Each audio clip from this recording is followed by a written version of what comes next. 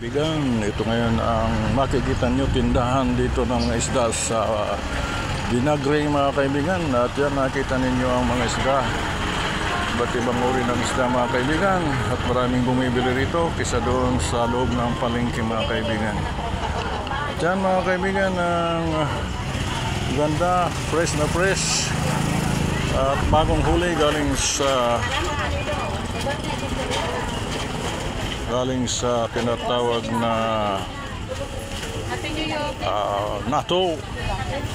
At may huminging tao. Ayan mga kaibigan, at makikita natin ang isda rito.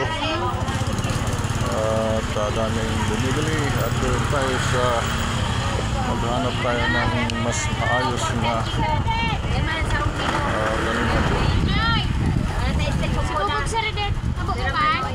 may talimago. Ari na talimago dyan. Talimago yan. Burano ang kilo kayan? 260 sir. Grabe ma. Grabe man. Mahal. Kaso rin nagbarato. Dahil ba nagbarato ha? Sige na, pwedeng isang gatos lang. 100 pesos lang.